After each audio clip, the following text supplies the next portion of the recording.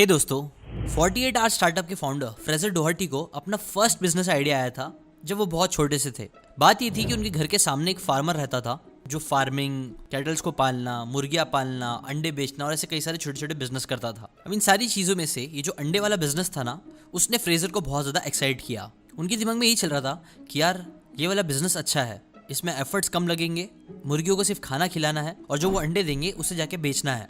और बस ये था उनका पहला बिजनेस आइडिया, जहाँ से उनकी एंटरप्रेन्योरशिप की जर्नी स्टार्ट हुई।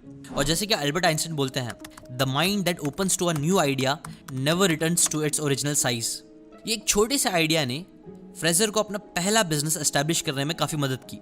बिकॉज देखो, उसके बाद क्या हुआ कि फ्रेजर अगले दिन ही उस फार्मर के पास गए और उन्होंने बड़ा ही इनोसेंट सा चेहरा बनाते हुए फार्मर से कुछ एग्स फ्री में मांगे। तो ये सुन के फार्मर ने इमीडिएटली एक डब्बे में से कुछ एग्स निकाल के फ्रेजर को बिना पैसे लिए दे दिए।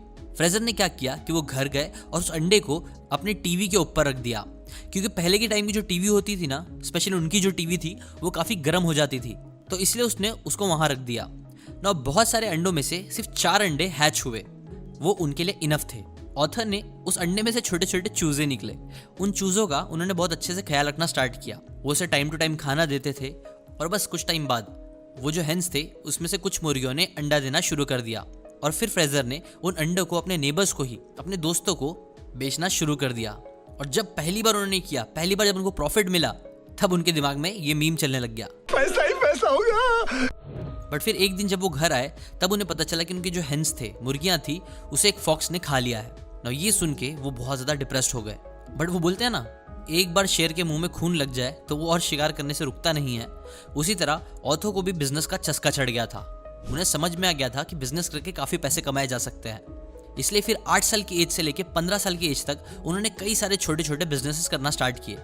और बस 15 साल की एज में ही उन्होंने एक बिजनेस एस्टैब्लिश किया जिसकी हेल्प से वो मिलियनर बन गए। यस, और जैसे कि आप देख सकते हो, ये सारी चीज़ों की स्टार्टिंग हुई थी 0 रुपीज़ से। कोई इन्वेस्टमेंट नहीं लगा था, सिर्फ कुछ लगा था तो वो था आइडिया, मेहनत और टाइम। अभी देखो, मुझे पता है कि शायद आप लोगों के लिए ये मुर्गी वाला बिजनेस करना इतना शायद प्रैक्टिकल ना हो, बट फिक्र मत करो, आगे मैं आपको बताऊंगा कि आज के टाइम के हिसाब से राइट नाउ जो आपके पास रिसोर्सेज है उसकी हेल्प से कैसे आप 0 रुपीज़ से बिजनेस करना स्टार्ट कर सकते हो। लेकिन याद रखो, ये आइडियाज़ इतना इंपॉर्टेंट नहीं है, इंपॉर्टेंट है कुछ लेसन जो फ्रेजर ने खुद फॉलो किए थे और जो आपको भी सीखना चाहिए एक अच्छा बिजनेसमैन, एंटरप्रेन्योर बनने के लिए। और वही लेसन आज मैं आपको 48 आवर स्टार्टअप बुक से, जो फ्रेजर डोहर्टी ने ही लिखी है, उनकी ये बुक से आपको एक एक करके शेयर करूंगा। और ये लेसन को समझने के लिए आपको लेकिन पहले फ्रेजर की थोड़ी स्टोरी को और अच्छे से समझना पड़ेगा। Super jam and millionaire at 15। देखो, ऑथर की स्टोरी पे वापस आए तो आपके दिमाग में भी ये क्वेश्चन आ रहा होगा शायद कि वो 15 साल की एज में कैसे एक मिलियनर बन गए। तो कहानी कुछ ऐसी है ना कि ऑथर एक दिन अपने ग्रैंड मदर के घर गए थे ना। उनकी जो ग्रैंड मदर थी वो वहाँ पे जैम बना रही थी। ऑथर ने जब वो जैम को टेस्ट किया तो उन्हें वो जैम बहुत ही ज़्यादा अच्छा लगा, जिसके बाद ऑथर ने अपनी ग्रैंड मदर से पूछा कि क्या आप भी मुझे जैम बनाना सिखा सकती हो।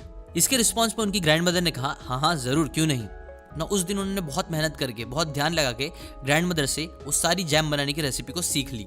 जिसके बाद वो सुपरमार्केट गए, उन्होंने कुछ फ्रूट्स खरीदे और बस घर आके जैम बनाना शुरू कर दिया ना। ये जैम बनाने के बाद उन्होंने उस जैम को अपने फ्रेंड्स, फैमिली और नेबर्स को टेस्ट कराना स्टार्ट किया, जिसका रिस्पॉन्स ऑथर को बहुत ही पॉजिटिव मिला। इनफैक्ट कई सारे लोग उन्हें पैसे पे करने के लिए रेडी हो गए और बस, और यहीं पे उन्हें अपना प्रूफ ऑफ कॉन्सेप्ट मिल गया था। तो फिर क्या था, उन्होंने घर पे ही जैम बनाना शुरू कर दिया। बट घर में जैम बनाने का जो प्रॉब्लम थी ना, वो ये थी कि वो 1000 से ज़्यादा जैम की बॉटल नहीं बना पा रहे थे हर हफ्ते, और ये एक चीज़ उनके बिजनेस को बड़ा बनाने से बहुत रोक रही थी। तब उनके छोटे से दिमाग में आइडिया आया, क्यों ना ये जैम फैक्ट्रीज में मशीन्स के थ्रू मैन्युफैक्चर कराया जाए ना। ये सोचने के बाद उन्होंने अपनी रिसर्च करना स्टार्ट करी कि कैसे फैक्ट्रीज में जैम मैन्युफैक्चर होता है। रिसर्च करते करते उन्हें पता चला कि जो जैम का बिजनेस है ना, वो एक्चुअल में हर साल ज़्यादा नहीं बल्कि कम होते जा रहा है, क्योंकि जैम्स में आर्टिफिशियल शुगर होते हैं और लोग हेल्थ कॉन्शियस हो रहे थे। इसलिए फिर अगेन उन्होंने अपना दिमाग दौड़ाया और इस बार उन्होंने ऐसी जैम की रेसिपी बनाने पर फोकस किया जिसके अंदर आर्टिफिशियल शुगर हो ही ना। एक ऐसा जैम जो सिर्फ नेचुरल फ्रूट्स और प्रिजर्वेटिव से बना हो ना। ये चीज़ सुनने में तो काफ़ी सिंपल लग रही थी, बट जब उन्होंने प्रैक्टिकली इस चीज़ को करना स्टार्ट किया तो उन्हें काफ़ी प्रॉब्लम्स आना स्टार्ट हुई। 1 ट्रायल, 2 ट्रायल, 3 ट्रायल, कोई भी अच्छा जैम बन ही नहीं रहा था जिसका टेस्ट अच्छा हो। बट फिर फाइनली काफ़ी मेहनत करते करते एक ऐसी रेसिपी बन ही गई जिसके अंदर कोई आर्टिफिशियल शुगर नहीं था, लेकिन जैम उतना ही टेस्टी था जितना शुगर वाला होता था। Scaling and branding. Natural fruit से बने हुए जैम को उन्होंने सुपरमार्केट में अब सेल करना स्टार्ट किया। नो जैसे ही ये नेचुरल फ्रूट से जैम बन गया था उनका टेस्टी, उसके बाद उन्होंने सोचा कि इसे अब सुपरमार्केट्स में सेल करना चाहिए जहां पे वो ज़्यादा से ज़्यादा जैम्स को सेल कर सके। इसीलिए फिर वो वेट्रोज नाम की एक सुपरमार्केट थी, वहां पे गए। ना ये जो सुपरमार्केट है ना, वो यूजुअली न्यू प्रोडक्ट्स को अपॉर्चुनिटीज देता है अपना प्रोडक्ट सेल करने के लिए। ना वेट्रोज के सुपरमार्केट के जो ओनर थे, जब ऑथर उनके पास गए तो उन्हें वो नेचुरल जैम टेस्ट में तो काफ़ी अच्छा लगा। उन्हें ये भी बहुत अच्छा लगा कि एक सिर्फ 15 साल का लड़का है जो इतना बड़ा बिजनेस करने की कोशिश कर रहा है। उन्हें ये चीज़ काफ़ी इंस्पायरिंग लगी, बट सिर्फ ये रीज़न बहुत नहीं था उन्हें चांस देने के लिए। इनफैक्ट उन्होंने उसे बताया कि ऑथर के बिजनेस में अभी भी 3 बड़ी कमियां थी जिसकी वजह से उसे चांस नहीं दे सकते। पहला, गुड ब्रांड नेम, दूसरा गुड पैकेजिंग, और तीसरा रिड्यूस द प्राइस। ये 3 प्रॉब्लम्स थी जिसकी वजह से उन्होंने फ्रेजर को मना कर दिया। फिर क्या था ना, देखो ऑब्वियसली मैक्सिमम लोग तो इधर तक भी नहीं पहुंचते हैं, कोई ट्राई ही नहीं करता है, लेकिन फ्रेजर ढीठ इंसान थे, जिद्दी थे। उनका आइडिया तो रिजेक्ट हो गया था, बट स्टिल उन्होंने हार नहीं मानी। वो बहुत सारे ब्रांडिंग और मार्केटिंग एक्सपर्ट्स के पास गए, उनसे सीखने लग गए कि कैसे वो अच्छा ब्रांड और मार्केटिंग कर सकते हैं। जो करते करते सीखते सीखते उन्हें एक नाम समझ में आया, नाम था सुपर जैम। और उस जैम के कंटेनर पे उन्होंने सुपरमैन, बैटमैन, ये सारी चीज़ों के पिक्चर्स लगाना स्टार्ट किए, क्योंकि वो अपने सुपर जैम को सुपर हीरो से एसोसिएट करना चाहते थे। ना ये आइडिया के साथ वो कई सारे फैक्ट्रीज में गए ताकि वो अपना सुपर जैम मास में प्रोड्यूस कर सके। बट मोस्टली सारी फैक्ट्री ओनर्स के जो ओनर थे, उन्होंने उनके इस आइडिया को बचकाना बोल के रिजेक्ट कर दिया। बिकॉज सच बात तो ये थी कि वो एक 15 साल का बच्चा ही था जिसका आइडिया भी थोड़ा सा बच्चा जैसा ही था, जिसने ऑथर का ये ऑर्डर एक्सेप्ट कर लिया। ना ये ऑर्डर मिलने के बाद 15 साल के फ्रेजर को बहुत खुशी हुई। वो उछलते कूदते हुए वेट्रोस के ओनर के पास गए, लेकिन जैसे ही वो वहाँ पहुंचे, वेट्रोस वाले ने उनके इस ऑफर को रिजेक्ट कर दिया, ये बोलते हुए कि जिस फैक्ट्री ने ये ऑर्डर लेने के लिए हाँ बोली थी वो एक्चुअल में बहुत कॉस्टली है, जिससे प्रॉफिट मार्जिन बुक नहीं करा जा सकता है। इनफैक्ट इस टाइम पे जो वेट्रोस के ओनर थे उनको तो जैम का टेस्ट भी पसंद नहीं आ रहा था। अब ये एक और बहुत बड़ा चैलेंज था ना, ये चीज़ फ्रेजर के लिए बहुत ज़्यादा डिमोटिवेटिंग थी, क्योंकि उन्होंने 1 साल इन्वेस्ट कर दिए थे इसके ऊपर ये सारी चीज़ें करने में, बट फिर भी उनका आइडिया रिजेक्ट हो चुका था। कई बार उनका दिल किया कि वो गिव अप कर दे, बट स्टिल उन्होंने गिव अप नहीं किया।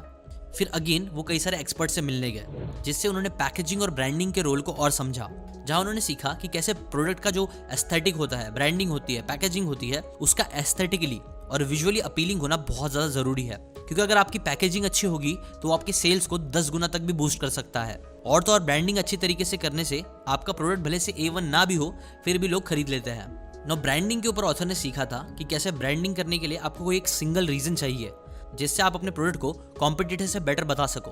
और ये फिगर आउट करते टाइम उनके दिमाग में एक लाइन आई, 100% फ्रूट्स, नो आर्टिफिशियल शुगर। उन्होंने डिसाइड किया कि वो इसी के साथ उनकी ब्रांडिंग करेंगे, यही चीज़ को कस्टमर्स के दिमाग में छपाएंगे, क्योंकि यही चीज़ थी जो उन्हें उनके कॉम्पिटिटर्स से आगे लेके जा रही थी। ऐसे ही उन्होंने कुछ ब्रांडिंग में चेंजेस करे, जिसके बाद एक नई फैक्ट्री ओनर से वो मिले, और गेस व्हाट, उनकी डील इस बार सक्सेसफुल हुई। और फिर इसके बाद वो वापस से वेट्रोस के पास गए, उन्होंने उनको प्रॉफिट मार्जिन्स, प्रोडक्ट की न्यू ब्रांडिंग स्ट्रैटेजी, ये सारी चीज़ें समझाई, जो चीज़ देख के वेट्रोस के जो ओनर थे वो काफ़ी इंप्रेस हुए और उन्होंने उनका प्रोडक्ट खरीदने के लिए एग्री कर दिया, जिसकी वजह से ऑथर ने एक ही दिन में 50,000 जैम बनवाए, जिसके बाद वो कुछ ही दिन के अंदर न्यूज़पेपर्स में आ गए। उनका बिजनेस टेक ऑफ कर गया और वो एक मिलियनेयर किड बन गए। और बात बस यही नहीं खत्म हुई, इसके बाद ऑथर ने कई सारे सक्सेसफुल वेंचर्स किए, जैसे कि ओट्स का बिजनेस, बियर का सब्सक्रिप्शन बिजनेस, एटसेट्रा एटसेट्रा। जो सारी स्टोरी में चाहूँ तो आपको सिखा सकता हूँ, लेकिन वो सारी स्टोरी में ना अगेन कुछ लेसन्स ये जो रिपीट होंगे, जो आपको भी समझना बहुत ज़्यादा ज़रूरी है। देखो, जीरो से बिजनेस स्टार्ट करने के लिए ना बहुत ज़्यादा ढांसू आइडिया की ज़रूरत आपको नहीं है। जो चीज़ की ज़रूरत है वो है सबसे पहला लेसन, एस्केप द एंटरप्रेन्योरशिप। देखो, ऑथर एक मिलियनर बन पाए जीरो से स्टार्ट करके, क्योंकि वो सिर्फ ना ख्याली पुलाव नहीं बनाते थे, सिर्फ आइडियाज़ के बारे में सोचते नहीं थे, बल्कि उन्होंने एक्शंस लेना स्टार्ट किया। ऑथर कहते हैं, देखो एंटरप्रेन्योर्स जो होते हैं ना, वो लोग दुनिया भर के बुक्स पढ़ते हैं, पॉडकास्ट सुनते हैं, सेमिनार्स अटेंड करते हैं, बिजनेस रिलेटेड इन्फॉर्मेशन कंज्यूम तो करते हैं, बट जब भी एक्शन लेने की बारी आती है तो वो पीछे हट जाते हैं, क्योंकि रियलिटी में वो लोग डरपोक होते हैं। कहीं ना कहीं उनके सबकॉन्शियस में यही आ रहा होता है कि क्या होगा अगर वो फेल हो गए तो, अगर उनका बिजनेस ग्रो नहीं हुआ तो, अगर लोग उन्हें ताना देना स्टार्ट करें तो। और यही चीज़ आपको समझना बहुत ज़रूरी है। ऑथर फ्रेजर मिलियनर बन पाए जीरो से स्टार्ट करके, क्योंकि उन्होंने सिर्फ सीखते रहने पे फोकस नहीं किया, बल्कि उन्होंने सीखने के साथ साथ एक्शंस लेने पे फोकस किया। क्योंकि एक्शन लेने से जो आपको चीज़ें मालूम पड़ती है वो कई बार बड़ी बड़ी डिग्री से भी आपको नहीं मिल सकती है। इसलिए पहली चीज़, अगर आप जीरो से बिजनेस स्टार्ट करना चाहते हो तो यही करो कि एक्शन लेना स्टार्ट करो। वो एंटरप्रेन्योर नहीं बल्कि एंटरप्रेन्योर बनने पे फोकस करो। और इसके बाद ये सेकंड चीज़ भी याद रखो जो है वैलिडेशन। आपने देखा होगा कि ऑथर की स्टोरी में कैसे उन्होंने अपना जो जैम का बिजनेस था उसे उन्होंने वैलिडेट कराया अपने फ्रेंड्स, फैमिली और दूसरे लोगों से।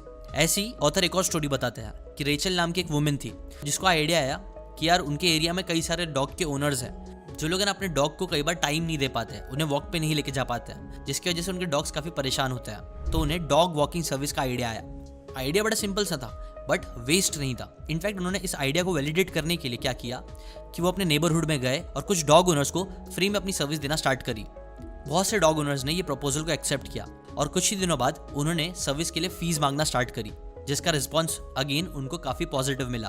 और जैसे ही रेचल को समझ में आया कि हाँ इस चीज़ की नीड है, लोग पैसे देने के लिए रेडी है, तो बस फिर क्या था, उन्होंने ऐसे कई सारे लोगों को जमा करना चालू किया जो उनके बिहाफ में डॉग को वॉक पे लेके जा सकते थे। और यहीं से उन्होंने एक अच्छा बिजनेस बनाया जिसको स्केल भी किया। सिमिलर टाइप का एग्जाम्पल जैक मा ने भी किया था। जो उनकी कंपनी थी अलीबाबा, उसे उन्होंने रैंडम लोगों से वैलिडेट कराया, पूछा कि क्या वो आइडिया सही है कि नहीं। ऐसी आप भी कोई भी आइडिया आपको आ जाए तो आप पहले वैलिडेट भी उसको करा सकते हो। और बस फिर क्या है, एक्शंस लेते रहो, अपने आप आपका दिमाग खुलता रहेगा और आपको अलग अलग रास्ते मिलते रहेंगे बिजनेस करने के। अभी देखते हैं चलो एग्जैक्टली आज के टाइम पे आप जीरो से कैसे बिजनेस कर सकते हो। देखो ये याद रखो, आइडियाज इतने ज़्यादा इंपॉर्टेंट नहीं होते हैं। जो चीज़ें इंपॉर्टेंट होती है वो होता है एग्जीक्यूशन। ये जो मैं आइडिया बता रहा हूँ इससे कई सारे लोग पैसे कमा भी रहे हैं। आइडिया क्या है? वेल आइडिया है सिंपली फेसलेस यूट्यूब चैनल बनाने का, जिसके लिए आपको और कुछ नहीं, बस internet, mobile phone, laptop, computer, जो भी चीज़ आपके पास है उसका ही यूज़ करना है। सो बेसिकली हम क्या करेंगे, एक फेसलेस यूट्यूब चैनल क्रिएट करेंगे जिसके ऑलमोस्ट सारी चीज़ें हम ऑटोमेटेड रखने की कोशिश करेंगे। पहली बात, हमारा जो यूट्यूब चैनल होगा वो फॉरेन ऑडियंस को टारगेट करेगा और उसका जो नीश होगा वो होगा फाइनेंस। बिकॉज देखो फॉरेन की जो ऑडियंस होती है और जो फाइनेंस का नीश है ना, इन दोनों चीज़ों का जो कॉम्बिनेशन है वो बहुत ही हाई CPM देता है, RPM देता है, कॉस्ट पर मिली, जिससे आप काफ़ी पैसे कमा सकते हो। और एक बार अगर आपने ये कोड क्रैक कर लिया तो आप ऐसे हंड्रेड्स ऑफ चैनल भी बना सकते हो। बट अगेन हाँ, जितना सिंपल ये बोलने में है उतना एक्चुअल करने में नहीं है। बट स्टिल मैं आपको एक 5 स्टेप का सिंपल प्रोसेस बता देता हूँ जिसकी हेल्प से आप स्टार्ट कर सकते हो। पहला तो ऑब्वियसली है स्टेप कि आप जाके एक चैनल क्रिएट करो, जीमेल पे एक आईडी क्रिएट करो और उसकी हेल्प से एक यूट्यूब का चैनल बनाओ। अच्छा चैनल का नेम डिसाइड करना है तो उसके लिए एक वेबसाइट है namelix.com, जिसकी लिंक मैं दे दूंगा। वहाँ से जाके आप कीवर्ड्स डाल के, जो भी मतलब आपका नीश है, जैसे कि फॉर एग्जांपल अगर आपका नीश है फाइनेंस, तो वो डालो और जनरेट पे क्लिक करो। आपको वो पूछेगा कि आपका जो नेम का जो स्टाइल है वो आपको कैसा रखना है। तो चलो फॉर एग्जांपल मैं रैंडम लेता हूँ और मीडियम सिलेक्ट करता हूँ और आप अपने बिजनेस को डिस्क्राइब कर सकते हो कि यार यूट्यूब एजुकेशन। तो ऐसे आप 2-3 क्लिक करके आपको बहुत सारा नाम मिल जाएगा, जिसमें से आप जो चाहिए स्क्रॉल करके नाम सिलेक्ट कर सकते हो और अपना चैनल स्टार्ट कर सकते हो। बस चैनल रेडी है तो आते हैं सेकंड स्टेप पे।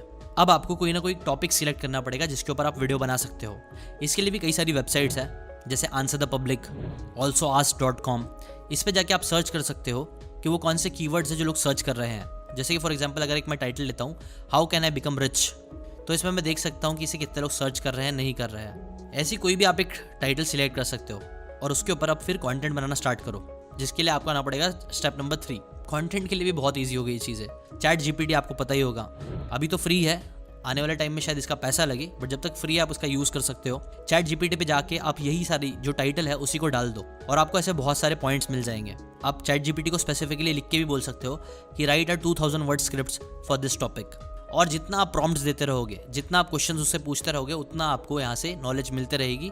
और ऐसे आप ChatGPT की हेल्प से अच्छा खासा कंटेंट यहाँ से निकाल सकते हो। यहाँ से आप रियल लाइफ एग्जांपल्स, स्टोरीज और ऐसे कई सारी चीज़ें भी निकाल सकते हो जो आपके कंटेंट को इंटरेस्टिंग बनाएगा। फिर आ जाओ स्टेप नंबर 4 पे। नेक्स्ट आपको जाना पड़ेगा, एक वेबसाइट है जिसका नाम है weed.io। यहाँ पे आप फ्री पे साइन अप कर सकते हो। क्रिएट न्यू प्रोजेक्ट पे क्लिक करके वहाँ पे जाके आप मीडिया करके एक छोटा सा बॉक्स दिखेगा, उस पर क्लिक करो और वहाँ पे आपको टेक्स्ट टू स्पीच का ऑप्शन दिखेगा, जिसके ऊपर आपको क्लिक करना है और वहाँ पे आपको वो ChatGPT से जो उठा के आपके पास टेक्स्ट है उसी को पेस्ट कर देना है। नो यहाँ पे याद रखो, यहाँ पे कुछ लिमिट्स होती है जिसकी वजह से आपको शायद 5-6 बार करना पड़ जाए आपकी स्क्रिप्ट को लेके टेक्स्ट टू ऑडियो कन्वर्ट करने में, या फिर और भी बहुत सी वेबसाइट्स है, आपको सिर्फ थोड़ा सर्च करने की ज़रूरत है, वहाँ से आप इसके ऑडियो निकाल सकते हो। और फिर लास्ट स्टेप आ जाएगा, इसी ऑडियो के ऊपर जब आप एडिटिंग कर देते हो, एडोबी प्रीमियर प्रो या फिर फ्री सॉफ्टवेयर जैसे कि InShot, हिट फिल्म्स, यहाँ पे जाके आप एडिटिंग करना स्टार्ट कर सकते हो। फुटेजेस ले सकते हो, फ्री पिक्स ले सकते हो। कई अलग अलग वेबसाइट्स है जैसे कि Pexels, पिक्साबे, मिक्सकिट, ये सब जगह पे आपको कई सारे फोटोज वीडियोस मिल सकते हैं। बस जो भी स्क्रिप्ट है उसके हिसाब से आप रेलेवेंट इमेजेस और वीडियोस का यूज करो और वीडियो बना के डाल दो। कैनवा भी फ्री है, वहां से आप थंबनेल फ्री में बना सकते हो। और इन सब से रिलेटेड याद रखो, आपको दुनिया भर के ट्यूटोरियल्स यूट्यूब पे फ्री में मिल जाएंगे। प्लस ये जो मैंने आपको वेबसाइट सारी बताई है अलग अलग, अगर आपको लगता है कि उसके अंदर से कई सारी वेबसाइट अभी पेड है या फिर आने वाले टाइम में पेड होने वाली है, तो याद रखो ऐसे कई सारी ऑल्टरनेटिव वेबसाइट्स लोग बना के डाले जा रहे हैं। आपको सिर्फ जाके उसके ऊपर थोड़ी सी रिसर्च करनी है और उनका यूज करके वीडियोस बनाना है। अब मैंने जितनी भी चीज़ें आपको बताई है, क्या उसकी हेल्प से आपका एक परफेक्ट वीडियो बन जाएगा जो वायरल होकर आपको करोड़पति बना देगा? Absolutely not. एटलीस्ट स्टार्टिंग में तो नहीं होगा। क्या आपको बहुत अच्छे रिजल्ट्स के लिए बहुत मेहनत करनी पड़ेगी? यस। क्या आपको अपना टाइम और एनर्जी इन्वेस्ट करना पड़ेगा? यस। लेकिन क्या आप जीरो से स्टार्ट कर सकते हो? तो इसका आंसर भी यस है। बस देर है तो आपकी स्टार्ट करने की और कंसिस्टेंट रहने की। धीरे धीरे आपकी स्किल्स इंप्रूव होती ही जाएगी और आप भी कंटेंट क्रिएटर बन सकते हो, वो भी जीरो से स्टार्ट करके। और ये बात मैं कैसे बोल सकता हूँ? बिकॉज कहीं ना कहीं मैंने भी ऑलमोस्ट जीरो से ही स्टार्ट किया था। और सिर्फ मेरी बात ही नहीं है, कई सारे कंटेंट क्रिएटर्स हैं जो लोग ने कुछ पैसे इन्वेस्ट करके या ऑलमोस्ट नथिंग इन्वेस्ट करके अपनी यूट्यूब करियर की जर्नी स्टार्ट करी, कंटेंट क्रिएशन की जर्नी स्टार्ट करी और वो आज अच्छे पैसे कमा रहे हैं। बट हाँ, ऑब्वियसली ये चीज़ें आसान नहीं होगी, बट ठीक है, अगर आसान होती तो सब लोग कर रहे होते हैं। बट अगर आपके अंदर वो शिद्दत है, आपके अंदर वो जोश है, तो अगेन आप जीरो से कर सकते हो स्टार्ट। ये चीज़ को याद रखो। ये बुक बहुत ही अच्छी है, 48 आवर स्टार्टअप। मुझे लगता है ये आपको ज़रूर पढ़नी चाहिए, बिकॉज ये बुक आपको ना एक वॉनरप्रनर से हटके एक एंटरप्रेन्योर बनने में हेल्प करेगी। कैसे आप फास्ट बिजनेस क्रिएट कर सकते हो। बिकॉज सबसे इंपॉर्टेंट चीज़ तो ये अगेन क्या है, एक्शंस लेना। और एक्शंस कैसे आप जल्दी जल्दी लेके अपना पहला बिजनेस लॉन्च कर सकते हो, कैसे जल्दी जल्दी फेल हो सकते हो ताकि आपको जल्द से जल्द सक्सेस मिल सके। ये सारी चीज़ें आपको इस बुक में सीखने मिल जाएगी। अगर आपको इस बुक की वीडियो बुक लेनी है तो हमने हमारे ऑनलाइन वीडियो बुक्स OVB पे इसकी पूरी वीडियो बुक रेडी करके आपके लिए दी है। डिस्क्रिप्शन में लिंक है, आप जाके इसकी वीडियो बुक खरीद सकते हो। इनफैक्ट आपको वीडियो बुक खरीदने की भी जरूरत नहीं है, आप जाके पूरा सब्सक्रिप्शन खरीद सकते हो, जिसके अंदर आपको ये बुक और ऐसी कई सारी बुक्स जो है, जो business related, branding related, marketing related कई सारी बुक्स है, जो आप सारी बुक्स आपको एक ही सब्सक्रिप्शन प्राइस में मिल जाएगी। इनफैक्ट अगर आप अभी जाके लोगे तो इसके ऊपर कुछ ऑफ भी है। स्पेशल ऑफर ये है कि जहां हम लोग 2499 का सब्सक्रिप्शन दे रहे थे 1 ईयर का प्लस GST जो अराउंड 3000 हो रहा था, वो अभी हम लोग इंक्लूडिंग GST बस आपको 1499 में देने वाले हैं।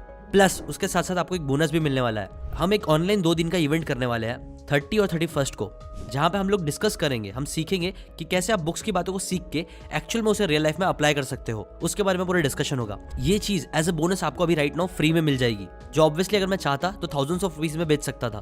बट अगर आप अभी OVB का सब्सक्रिप्शन लेते हो तो बस 1499 में आपको 1 साल का OVB का सब्सक्रिप्शन प्लस ये 2 दिन का इवेंट भी फ्री में मिल जाएगा। तो अभी जाइए सब्सक्रिप्शन ले लीजिए।